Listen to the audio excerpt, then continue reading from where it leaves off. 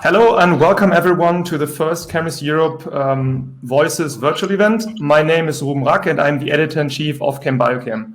I am, and we are from Chemist Europe, extremely excited to host this event today, featuring our guest Jen Heemstra from Emory University in Atlanta, USA.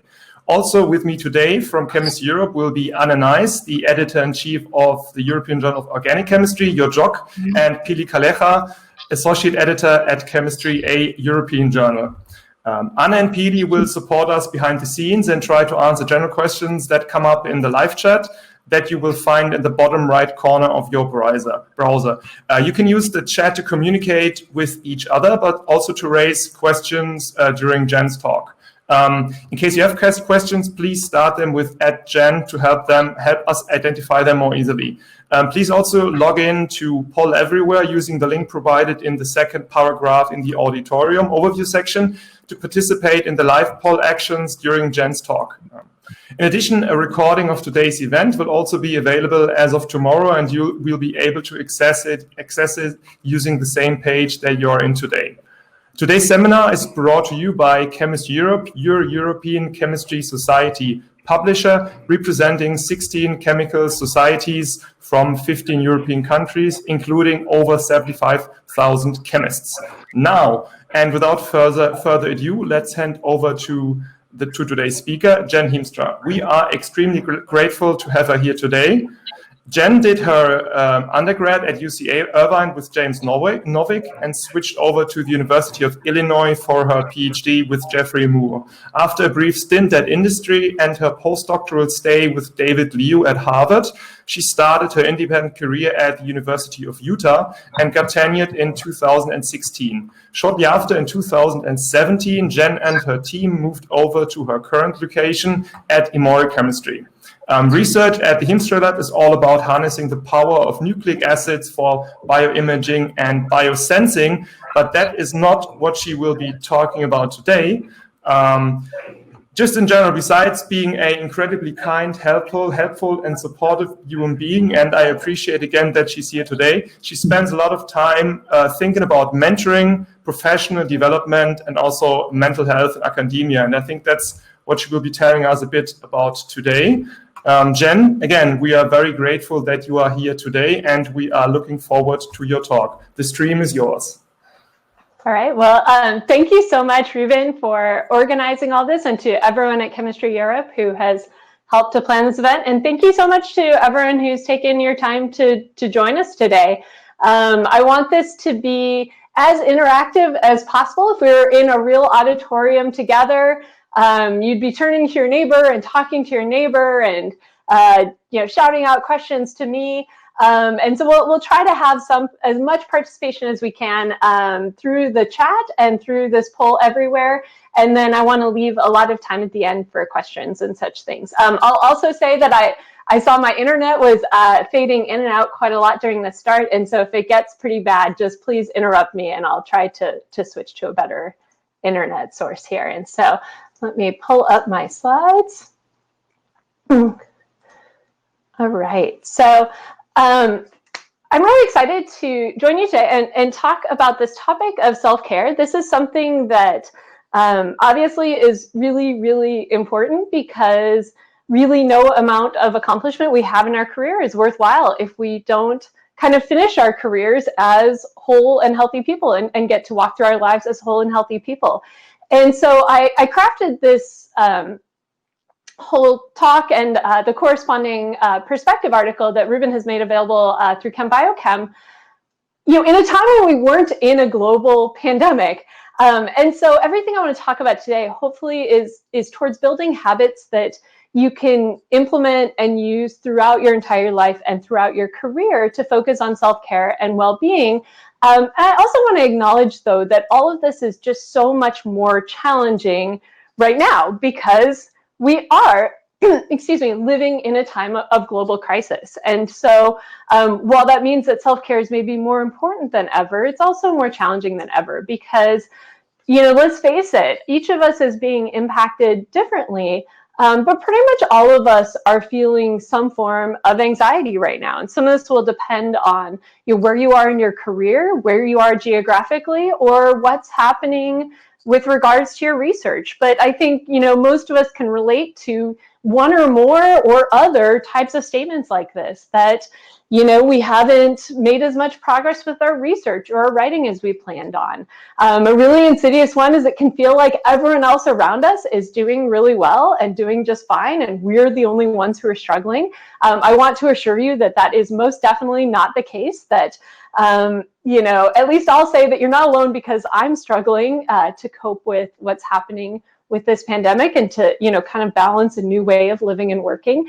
If you haven't gone back to lab yet, maybe you're worried that you will have forgotten how to do research, and some of those memories probably will fade. I will say that we have gone back to lab under very different conditions, but that those first few weeks back are a little tough. You kind of have gotten out of the groove of doing research, and it's a really good time to just be kind to yourself and realize you're going to make mistakes as you kind of remember how to do all the different protocols again. And especially now that some people are going back to lab and some people haven't yet, there's this very real feeling and very real struggle, I'll just say, of some people are back to doing research while others are kind of still stuck, not being able to make the progress they wanted to. And there's really no easy answers to this. I struggle to even know what to say about this, because it's really unfair and it's really challenging. But I want to encourage you to just at least realize that, have open communication with the people around you, with your lab mates, or if you're a grad student or postdoc, with your advisor, and realize that what we're living through is not normal. And just be kind to yourself. I posted something on Twitter this morning. I thought of it during my morning run, where I thought, gosh, we're 4 months into this situation. I realized, I was thinking to myself, why haven't I just gotten used to this? Why haven't I bounced back? Why haven't I adapted yet? And I realized, no, we are in a global crisis. There's no adapting to a crisis. We need to get through this the best we can. And so I wanted to preface this talk with this, in that just realizing that everything I'm going to talk about today, again, are really great habits to build and are really, really useful when things are kind of, quote unquote, normal. And so just be kind to yourself in thinking about all of this, especially in the situation we're in right now. But I'll also say that maybe the situation is bringing into starker contrast than ever this idea that there are kind of these two different narratives that you might see, if you're on social media or if you're in discussions about, academic culture or future jobs, that, something I noticed and what really inspired me to start talking about this is, there's this narrative of it's really competitive. You have to do really well to succeed. You have to be good at a lot of things.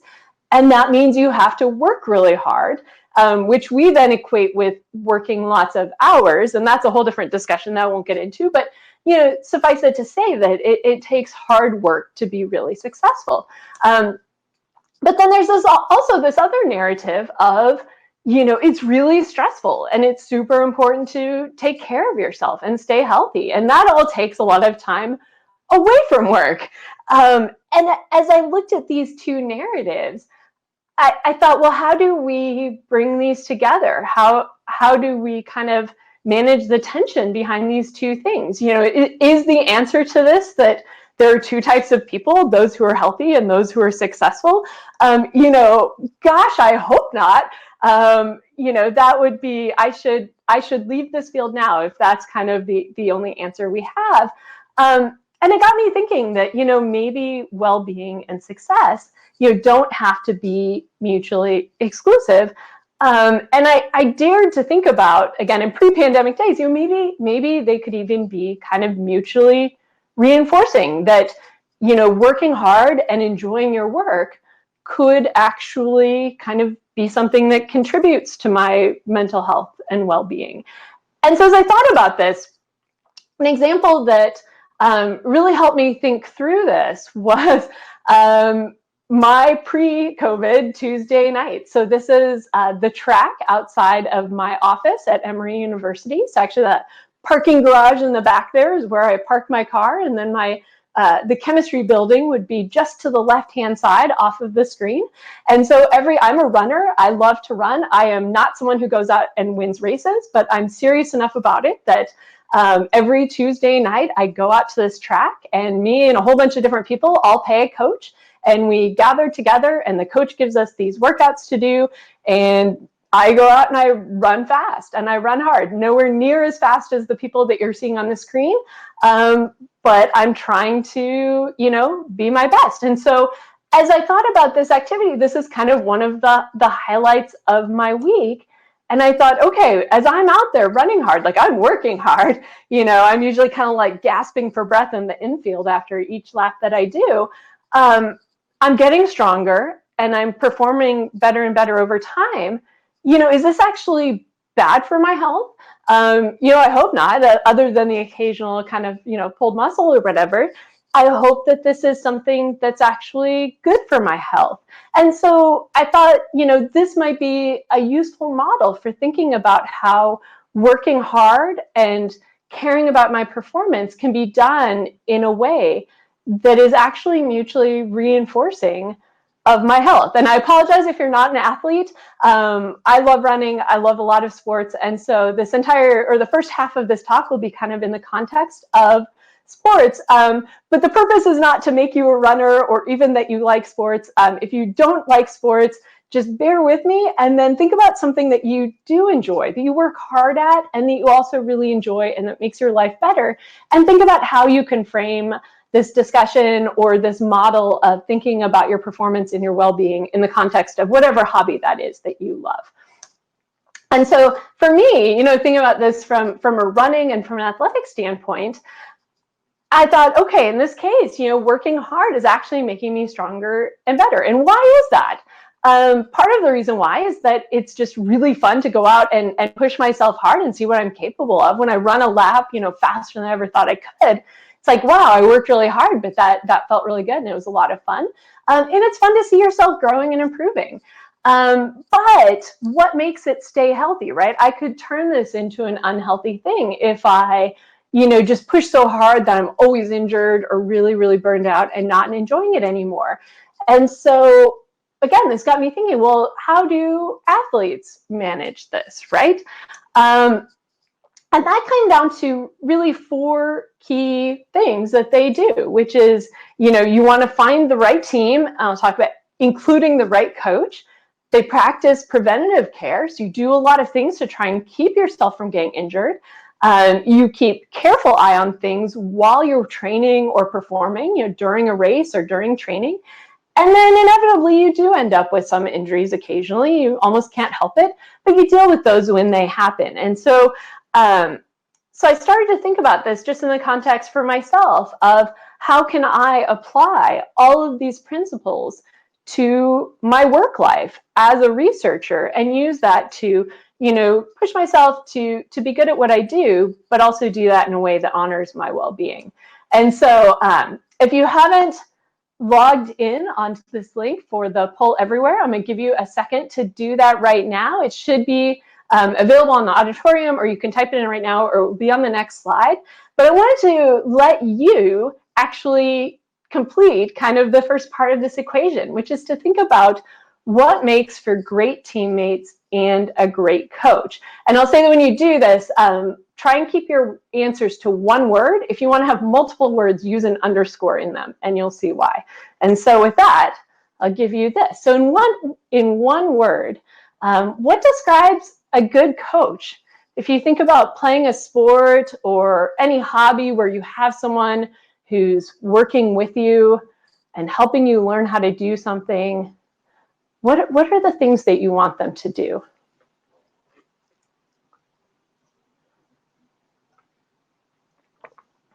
Oh, those are really good ones. Yeah, encouraging, caring, supportive, but still pushing you. I think I saw communication and feedback, respect. Oh, these are such good ones. Great answers. Motivational.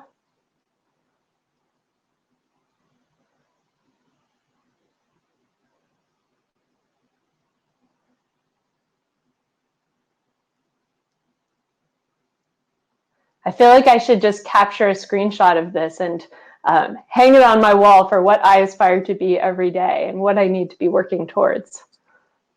All right, I'll give you one more second to answer in on that, and then we'll have a second one. So I'm seeing a lot of great themes here for what makes a great coach. So now, what makes for great teammates? Oh, sorry, let's clear that.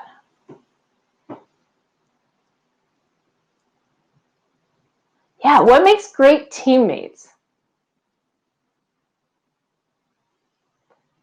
What qualities do you want in the people who are around you?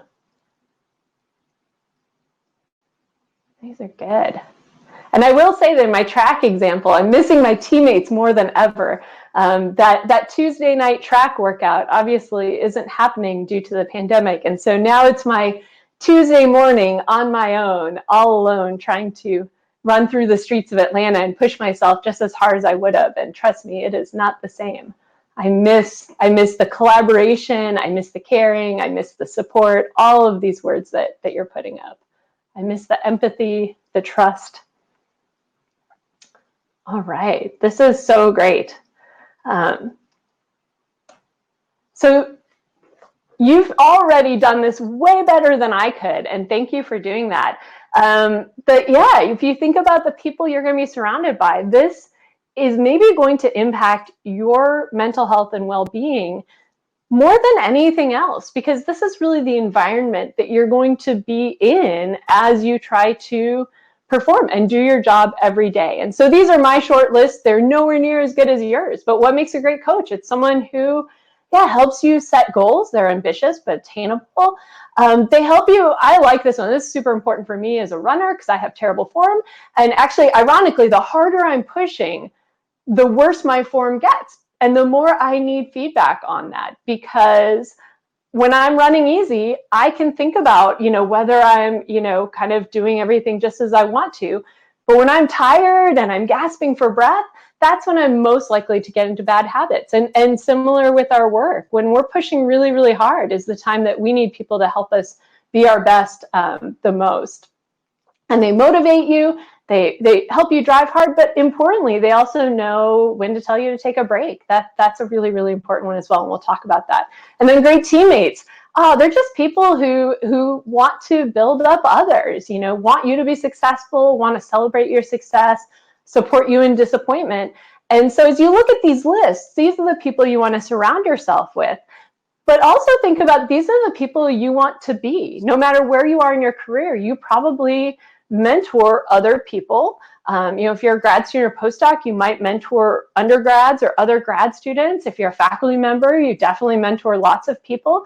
And no matter where you are a teammate to someone else. And so think about not only finding these people, but also being one of these people for those around you. And so all of this just to say, I know it's not always up to you, what lab you get to choose or what faculty member, what PI you choose to work for, or what department you join. But as much as you can control this, like, choose a great team with a great coach. And that is probably one of the most powerful things you can do towards, creating an environment where you can support your self-care and well-being. And actually, one piece of advice I often give people is, it's really tempting to think about where you want to be and where you want to be working on your best day, like when life is going great and when research is going great. But in fact, you should choose who you're going to work for and where you're going to work and who you're going to work with based on who you want to work with on your worst day.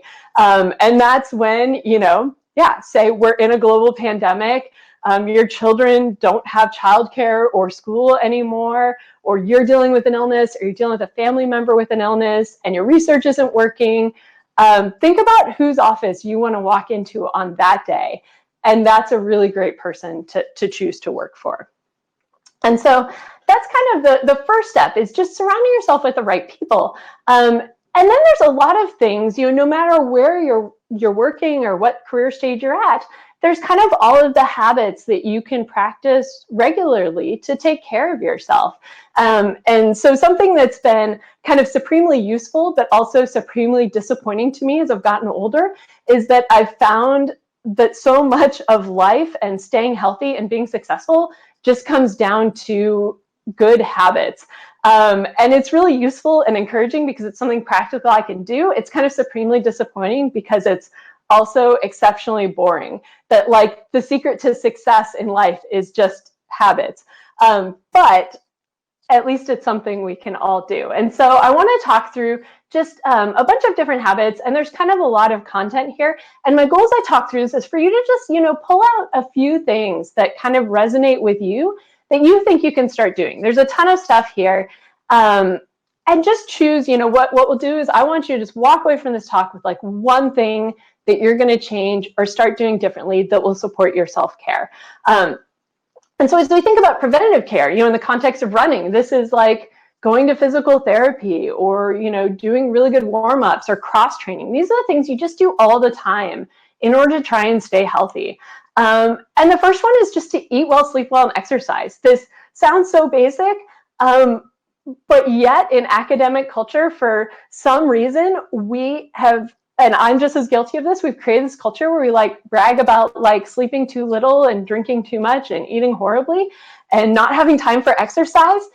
And that's something that I think we just need to push back on, because like, when are we ever, at our best when we're not doing these things? And so to really embrace just taking good care of ourselves.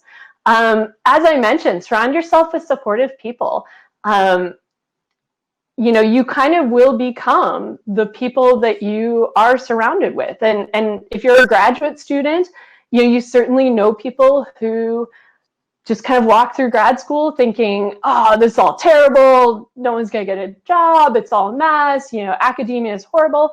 There are certainly some problems, but if that's the main people you're spending your time with, you're going to start feeling that way as well. At the same time, there's people who walk around saying, oh, I've totally got this. I'm going to be wildly successful without even trying. Have you seen my latest 5 papers that I just published last month during the pandemic? And if you're surrounding yourself with those people, you're also not going to feel so great about life. And so if you can find a small group of people who are really ambitious, but also really authentic and really vulnerable about their struggles and failures and want to support each other, join that group of people and be one of those people. And it is probably one of the biggest things you can do to just support your well-being and support your long-term success. There's also managing your stress and your motivation, kind of that self-regulation. Learning to deal with stress, when you're in a really stressful situation is not the ideal time to learn how to deal with stress. So, reading up, trying out different tools for managing stress. There's lots of different wisdom out there on the internet. Different things work for different people. You have to find what works for you. And then also managing your motivation. There's really interesting studies out there on burnout specifically that look at people who all do the same job, but how they approach it and whether they view it as something they have to do or something that they want to do, and whether or not they find meaning in it has a lot more impact on the rates of burnout than the actual hours worked. And so sometimes, I have to do something that I'm really not looking forward to, like a progress report for a grant. But if I can convince myself that I'm actually kind of excited to do that, I'm gonna not burn myself out as badly by doing that. So you kind of have to trick yourself. It's kind of like hiding, if you have kids, it's like hiding, the broccoli inside of the French fries or something like that. And then of course, just taking some time off, every day, every week, every year, building in those habits, having a little, some time every day when you relax. I take one day off every week when I just don't think about work and I don't answer email. And then every year I take a couple of vacations where I, again, try to just let go of work and relax and enjoy. And so that's all the stuff you can do regularly. And then also, while you're working hard, you want to be kind of monitoring how you're doing. This is me, when I'm out on the track during my workout, I'm constantly thinking about, oh, does my ankle kind of hurts? Okay, is it getting better? Is it getting worse? If I adjust this, is that making it better? Can I keep going? Should I stop and take a break? All of that kind of constant monitoring. And so a big part of that is just having a plan, setting goals, and setting reasonable goals. If you set unreasonable goals for yourself, then you're always going to feel super stressed out and behind. And if you don't set goals, that actually is really stressful too, because you don't really know where you're going. So kind of keep track of your goals by the day, the week, the month, the year, but stay flexible as well. Things change, you have a bad day. Sometimes you have to change the plan. Either you wake up and you're just not feeling well, or something comes up and you didn't accomplish all of your goals. You have to kind of just, go back to the drawing board, say, okay, I still have these deadlines or these goals. In light of where I am right now, how am I going to either adjust my goals or adjust my timeline going forward? Also, as I mentioned kind of at the start, listening to feedback, the harder I'm pushing myself, the less aware I am of how I'm doing, the less aware I am of whether I'm being the type of mentor I want to be, or the type of leader I want to be, or whether I'm taking care of myself, the less aware I am of how stressed I am. And so it becomes more and more important to just have people, have colleagues, have friends, have mentors who can come and tell you, like, hey, you seem really stressed out lately, or, wow, it just seems like you've not been quite yourself lately. Is everything okay? And again, not in a judgmental way, but in a really genuinely, I care about you sort of way. And this is something you can do for other people as well, is just say, hey, I really care about you. It seems like you've been having a rough couple of weeks. Is there, is it something you want to talk about, or is there anything I can do to help? And then finally, just, yourself, keeping track over time. Something I've read a lot of people in academia talk about is how, because we don't talk about these things very often, they'll come to realize after a couple of years, they'll say, wow, I've kind of been living with like low-level depression for the last couple of years, and I didn't really notice it until someone pointed it out to me. And it's just that sense of, it's easy to say, well, I'm just stressed out this week, or it's just a rough week. Everyone has those. But then if you keep track and you realize, wow, I'm having kind of, a rough week, it's turned into a rough month, which has turned into a rough couple of months, or wow, I used to really enjoy these aspects of my job, and I'm just not enjoying those like I used to. If you keep track, you can kind of spot these just low-lying, things that are happening, and deal with them before they become bigger things. And then finally, probably anyone who's done sports at a high level, or even at an amateur level, knows that even if you have all those great habits, even if you do everything right, we all end up injured at some point, right? Mental health challenges are health challenges. It can be brought about by a life event. It can be something that you're just genetically susceptible to. It's not necessarily something you can control, just as with all other injuries or illnesses. And so it happens to almost everyone, and that's okay. But what matters is how you deal with it.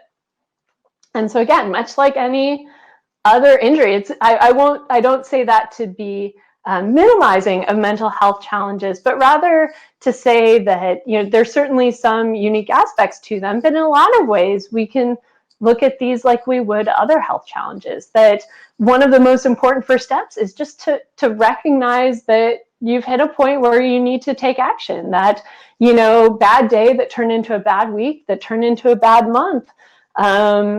Just realizing, wow, I'm not doing okay, and I really need to, this isn't just a bad day anymore. This is something that I might need to deal with. Second, and it's kind of a tricky one, but communicate with those who are counting on you.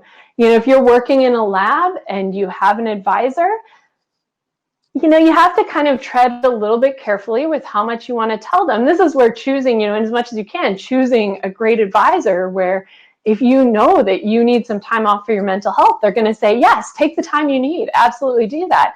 You set yourself up for success, but again, you can't always help that. And so, but if you know that you're not going to be able to meet a deadline or be meeting expectations for research because of something you're going through, you're almost always better off to have that conversation and communicate that to them than to just underperform or miss a deadline without saying anything. So this is kind of the, going and talking to your coach or to the person who who's counting on you, and just let them know, as much or as little about what's going on.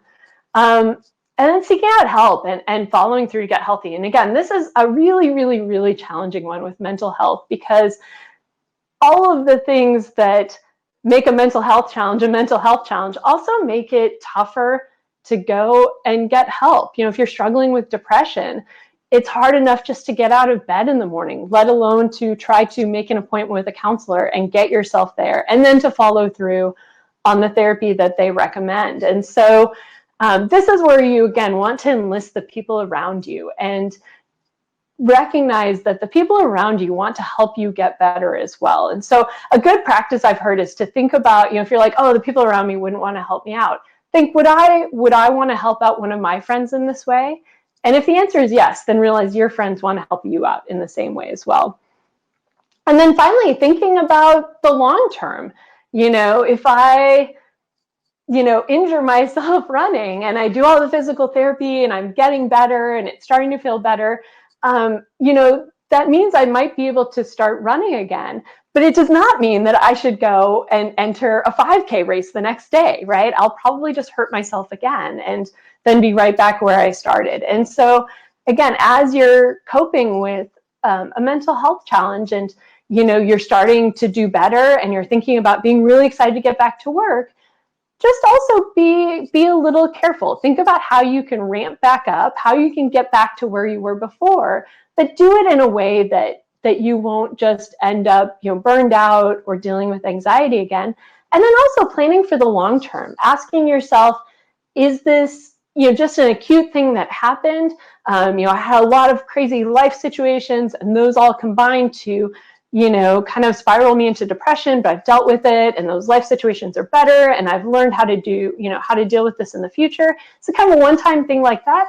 Or is it something that you might have to deal with over the long term, saying, okay, I recognize that I do have, chronic anxiety, and this is something I need to deal with throughout my career, but it's something that I can deal with and have a very successful career if I have a plan in place to manage this.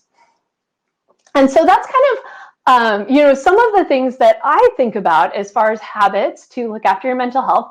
And now it's your turn. And so this is really important to me because I think it's really easy to come to a talk like this and walk away and say, oh, that was really great. And then I could see you a month from now and say, what did you change? And you'd say, well, not much. We all go back to our lives when we leave a talk and then we're in our email or we're back in lab. And so I want to just give us like 3 minutes right here, and then I'm going to wrap up with a few more slides, to just pull out your phone or a piece of paper or whatever that is and answer these questions. Think about what is one thing that you are already doing that helps you to be your best while staying mentally healthy. And again, I know it's a little bit different right now during the pandemic. Then really importantly, what's something you're not doing, but you want to start doing that will help you stay healthy? And then you might have to do this afterwards, but think about what is the first step, whether that's going out and buying a yoga mat so that you can do yoga, in your apartment once a week, or whatever that looks like. What is that first step? And then how are you going to check in a few weeks from now to see if you followed through on that? And so I'm going to give you about 3 minutes to do this. And to make it interactive, what I'd love to do is, if you're willing to, just drop some of your answers to these in the chat, so that other people can take inspiration from that as well.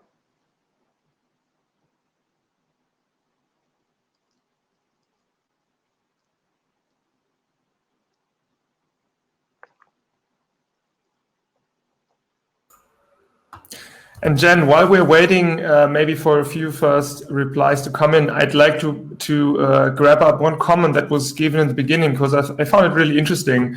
So it was from Lee Cronin, and he basically said running can be very bad. I run 5 miles a day every day, and you need to cross train plus 45 minutes. And somehow, that resonated with me, because we all know that it's important to do sports and we all love to do it, but sometimes it's really hard to get this into your daily schedule, right? I mean, what do you think about it?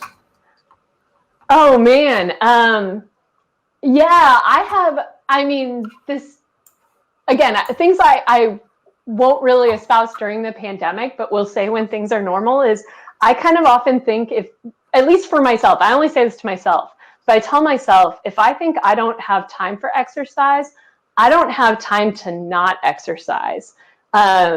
Because taking that, whatever it is, 30 to 60 minutes to do something that's going to give me energy and be good for my mental health, if I don't do that, I'm going to be so much less effective during the other, whatever, 10 or 12 hours of my day, that I'm just not, I definitely won't be able to get done all the things I need to do. And so to me, I always say, you know, for my, you know, different people, or to myself when I need it, like, okay, even if I don't feel like I have time to exercise or do whatever it is for my self-care, I'm going to still do it.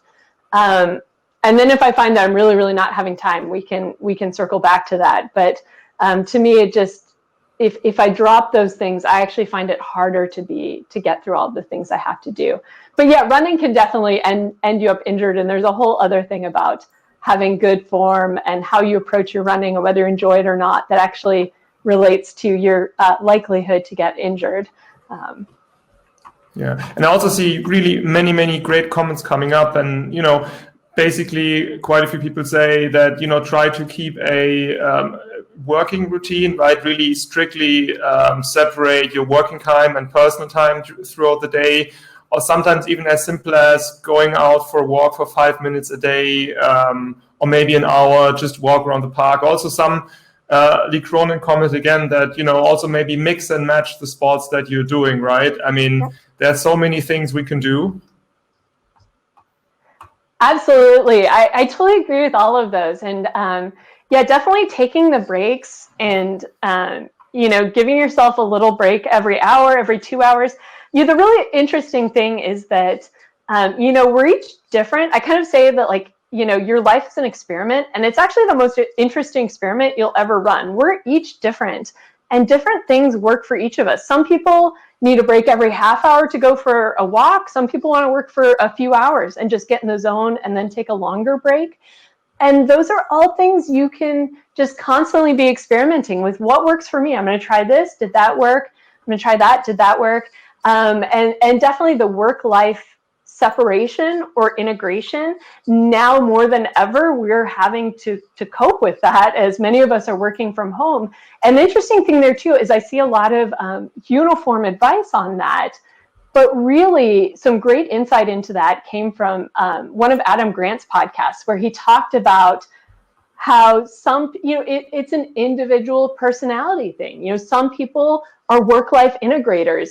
They just thrive on, you know, I don't know, being at home, and while their kids are watching TV or whatever, they're answering work emails, or at any time of the day, work just pops in and they deal with it.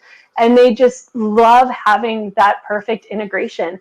And some people are work-life separators. Like, there are some people who can't even have photos of their families in their office, or who have to come home and literally change their clothes before they can go give their kids a hug, because they're just psychologically wired that they need to have those boundaries. And it's something where, yeah, I think to different extents, we all have to figure out what works for us. For me, my drive home is my time to transition from work back to home life. And when we went to working from home, like, the 30 seconds it takes me to walk up the stairs from my basement office to our family room was just not enough. And so I often would have to, like, I didn't quite ever like get in my car, drive around the block and like pull back into my driveway, but I'd often just go for a little walk to kind of mimic that drive home, to just center myself. And so so I love all of those comments, and hopefully we're getting, you know, hopefully everyone is writing down some of these answers and dropping those in the chat. And we can get to those in the Q&A time too. But I wanted to talk about one more thing just really quick before I close up. And this is something that is kind of aimed towards research mentors or faculty, which I know there's some of in the audience, but really it's aimed towards everyone. Because if you're here, you are going to likely be leading a team of people someday. And so you have the power to create a healthy environment with the things that you do as a leader. And so I want to talk about just communication around self-care and mental health, because this is something that, I think we haven't historically done as well as we could have in academia, and that, I haven't always done it as well as I could have, and I'm still always trying to do better. And that's this idea of like, I know that I support, people in my group taking vacations and having flexible work hours, and if they have a personal emergency, like take time off. But do the people in my group know that? Like, this question hit me like a ton of bricks, a couple of years ago, of like, well, I know all this, but do they know that? Have I communicated it in a way that people would know this? And I realized that, maybe not. And even if they do, will they trust that when they're in a crisis? And so I realized we have this lab policy document, many of you do, that talks about like how to get your keys and when we have group meetings and how to order gloves and pipette tips and all that stuff. Shouldn't our self-care and mental health policies be in that document as well? And so something I would find myself saying occasionally at group meeting, I just kind of feel like, okay, I need to have a biannual announcement of this, of just a reminder that like your well-being comes first. It's a lot of text, but it sums up as like, none of this matters if it wrecks you as a person or ruins your life, right? Like your mental health, mental, physical, emotional health and well-being come far above research. And I realized I was saying this, but I needed to put it in writing. Why is it important to put this in writing? Well, A, you save time because then I don't have to say it. But also, it's a more equitable dissemination of information. Now it's in a document that everyone has access to. Something I've discovered, there's no such thing as too much clarity around policies and expectations. And this is another example. I can't create too much clarity around supporting mental health and well-being and encouraging people to take care of themselves. And then again, it's there when someone most needs it. If someone's having a bad day and wondering if it will be okay if they go see a counselor instead of running that PCR reaction, they might think, oh, maybe I should run the PCR. But if it's, and I'm not there to say, no, please go see the counselor, I'm not having this talk, but if it's there in our policy manual, then maybe it's there when they need it. And sometimes that person is me. Sometimes I'll go running during the middle of the day. And when I used to actually go to work, that meant, changing in my running clothes and walking, past my lab to get outdoors and walking past my colleagues. And I used to just feel like, oh, everyone will think less of me if they see me going to work. They'll think I'm not serious about my job if I'm going for a run in the middle of the day. And I was the one who needed to read my own policy that says, yes, you should absolutely do this. You should structure your day in a flexible way that works best for you. And it turns out that, again, that half-hour run or 45-minute run in the middle of my day actually usually helps me think through some difficult situation, or helps me think through how I'm going to frame a grant proposal, or whatever that is, or just helps me relax and be energized for the rest of my day. So sometimes I'm the one who's needed my lab policy the most. And so there's lots of topics that you can write policies about. These are just a few of them that kind of, touch on mental health and well-being in one way or another. And there's really good methods by which you can do this. What we do in our lab is kind of realize the most effective policies are ones that everyone knows about and agrees to follow, right? If you have a policy manual that nobody reads or really even agrees with, it's a completely pointless policy manual. And so in our lab, at least, we've said everyone should be part of the process. And so our process for creating these policies is first, you brainstorm. You say, what's a situation where, we didn't have guidelines, but they would have been useful? What type of policy do we then need? We need something for medical appointments or for family emergencies or whatever that is, or when you're supposed to answer emails. And then we discuss, what's a reasonable and effective policy? What are those boundaries that are reasonable and acceptable to all of us? And then we write it. And then we revise it. And so in our group, we come back to our policy manual once a year, in part because we want to update it, but in part because just then that way, all of us, including me, actually read it every year and we remember what's in it. And we keep making it better and better. And so again, if you are a leader, if you're a future leader, if you're in a lab right now, this is something that you can even, kind of take leadership of and try to do for your group. And so again, having it in writing and communicating is just really important. And so to wrap up, I just want to recap that, I hope this is true, that success doesn't have to come at the cost of your mental or physical health. I truly believe this to be true. And if it's not true, I feel like we as an academic community have to keep working to find ways to make this true. This is something that I can't accept not being a part of our reality. And I will work until it is. And that hopefully we can create situations where working hard is actually this fun opportunity to kind of grow your abilities and see what you're capable of, and some of the things you can do to make it such are surrounding yourself with the right people, building healthy habits, and realizing that everyone gets injured, at one time or another, and you can recover and bounce back. And, don't let it stop with you. If you're here, you're either a leader or a future leader. You're probably a mentor right now to other people. And so think about how you can bring this into your mentoring and your leadership. And finally, I talk a lot about academic culture. I'm like, oh, academic culture, we have this unhealthy habit. And then one day I realized, well, academic culture is everything we think, say, and do.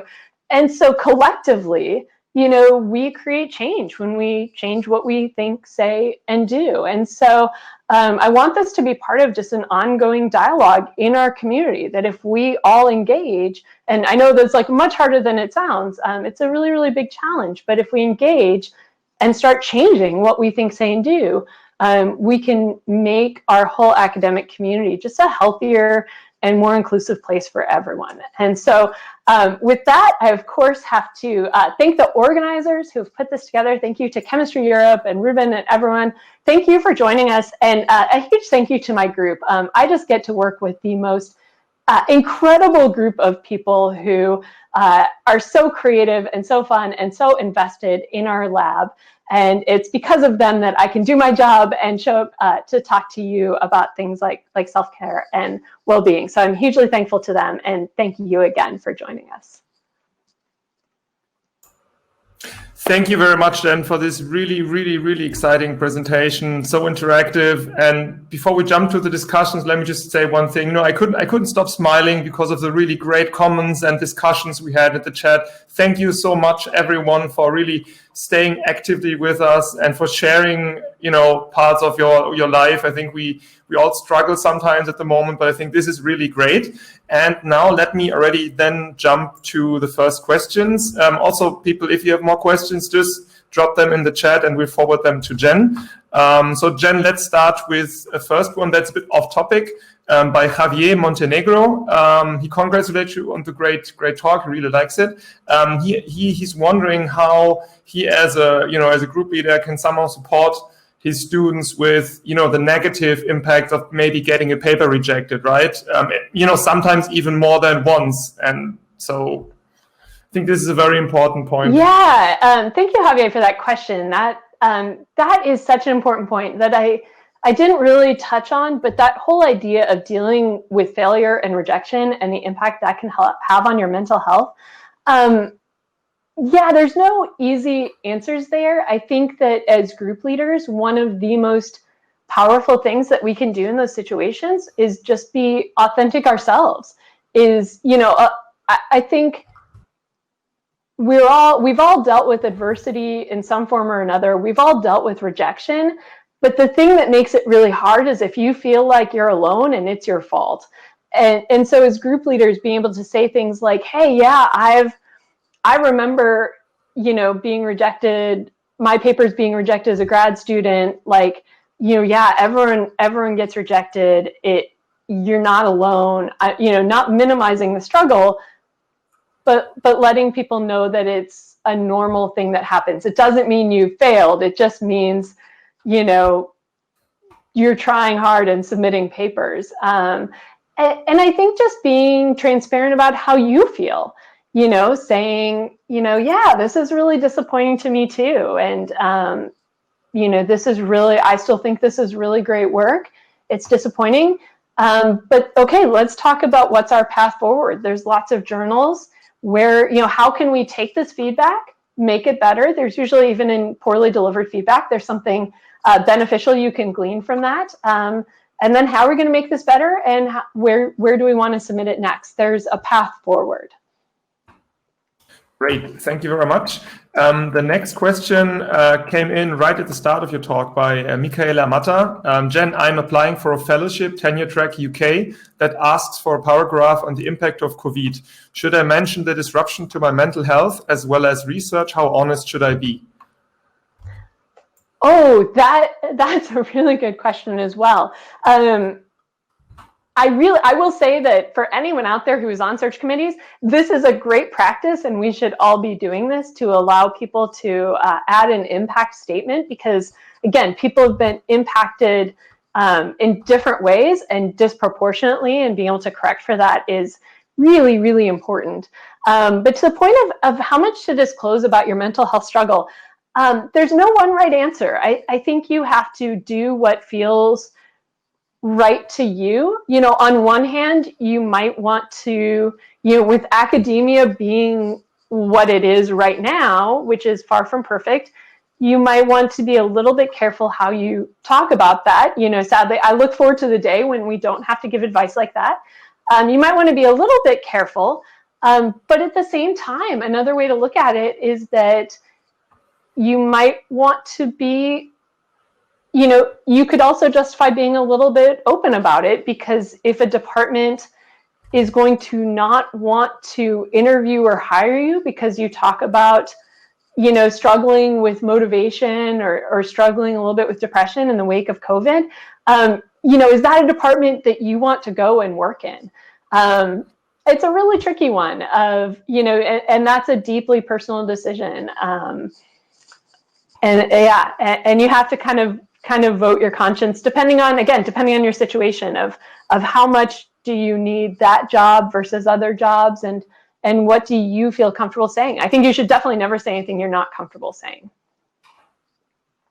Thank you, Jen. Another question that just came in by Anna Rustler.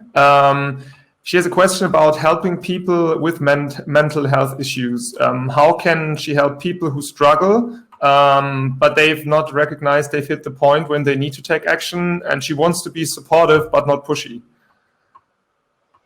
Oh, another great question. So I am not the expert on this, and the answer to that is probably a really long answer, but there are a lot of really great resources out there.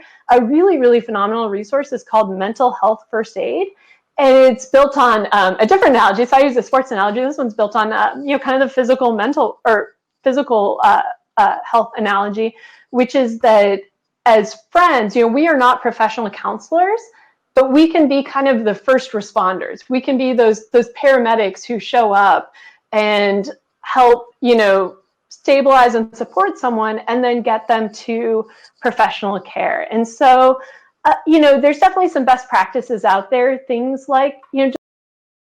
But I think our discussion should be somewhere, so you could be able to see our discussion in the recording. Let's just go back to answer one more question that came up from Lee Cronin. He said he also wrote a group culture statement with his team where they also built in a transparent way to question the emergence of power structures. I think I'm not entirely sure what he means by it, but maybe you do have a better feeling about it. And he asked what you think about this. Oh, that's a really interesting question. Thank you, Lee, for that question. Gosh, questioning the emergence of power structures.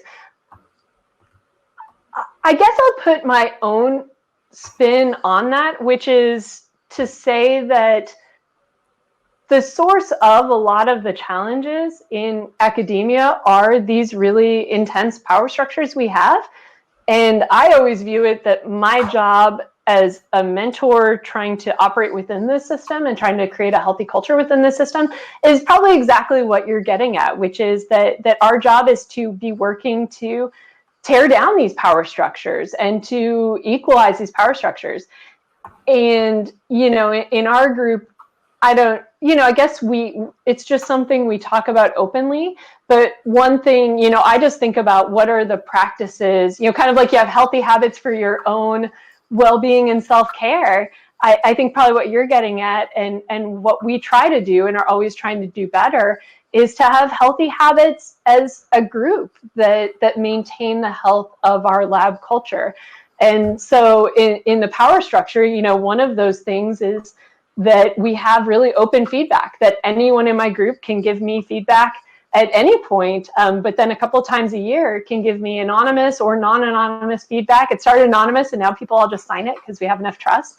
But I think as advisors, the more we can, I always think about almost over-exaggerating it, because again, the power structure is so intense that, I'll say things like, hey, anyone in our lab can walk into my office at any point and just, you can look me square in the face and be like, Jen, you are massively messing up all of this, and you need to get your act together and do better as a leader.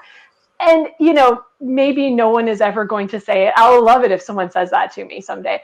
But even if someone doesn't say something exactly like that to me, if I've created all of that space, then when the power structure comes in and, kind of wrecks that for me, maybe someone will actually say something like, hey, and people do. They'll say things like, hey, how you handled that in that meeting, wasn't the best. Or that thing you said, that wasn't quite right what you said. Or how can I point out how this situation is not really fair, or how you can do better with this? And I think that, again, just having all of those practices built into the habits of things you do as a lab is how you eventually tear down and equalize the power structure. And it takes time, because you have to live up to it. It takes time to build trust to kind of overcome that. Thank you, Jen. I think one last question to wrap this up comes from Meredith Allen. What kind of resistance have you met among faculty members? How do you support graduate students that have supervisors that aren't fully supportive of their students' well-being? Oh, wow. That's a great question.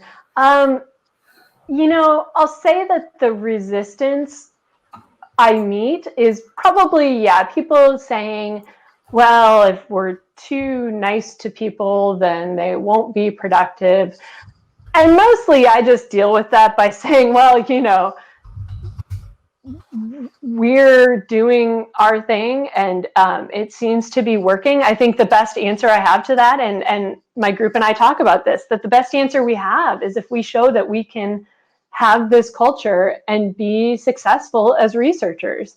That, we as scientists, we want evidence and we want data.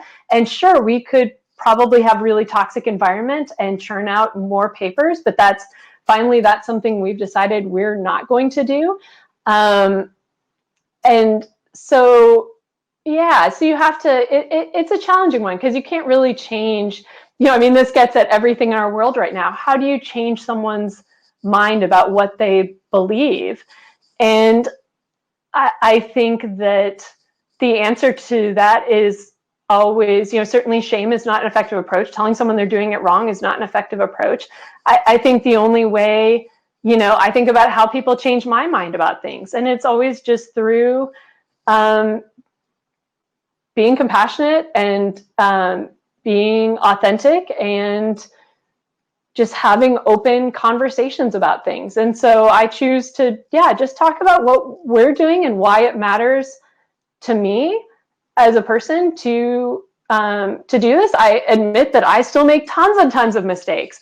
Oh my goodness, I mess this up all the time, and people help me get better at it. And as a group, we're constantly evolving and putting in place better practices. And I think it's more those conversations that maybe change things over time. I know that those are the conversations I have with other people, who then can, convince me to do better in something that we're trying to do, or to change my own leadership practices. And so I try to do that for other people as well.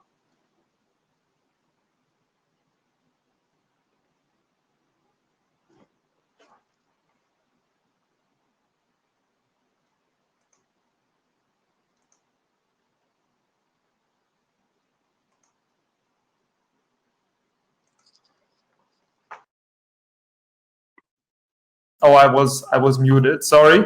I'm just going to recap.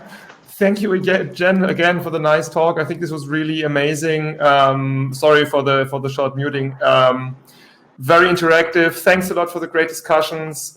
Thanks everyone for dialing in. And I also want to thank my colleagues from Wiley working behind the scenes, and also Anne and Pili, who did a lot of the heavy lifting in the run-up to this event. And before closing the event, I would also like to make a short announcement for our next upcoming event at the end of August. And while I am doing that, I'll try to share my screen so you see what I'm talking about. So at the 25th, at the 31st of August, we'll have the 25th anniversary of our flagship and basically founding journal, Chemistry, a European journal. And we'll have 2 sessions, one in the morning, one in the afternoon, with a high number of really, really exciting talks by Claire Gray from University of Cambridge, Kuling Ding from Shanghai Institute of Organic Chemistry, Nuno Maulide from the University of Vienna, and in the afternoon, Angela Cassini from the TU Munich, Leroy Cronin from the University of Glasgow, I think he was in the audience today as well, and Jean-François Nierengarten from the University of Strasbourg. Registration to the event will again be free, and we will announce the possibility to register very shortly at the Chemistry European Journal homepage and also on social media. With this, we are at the end of today's talk, and I would like to thank Jen once again for this, and also everyone dialing in from all over the world, and for the really very lively and productive discussions. Let's raise our glasses, mugs, whatever feels right at your time of the day. Cheers, and see you at our next Chemistry Europe event.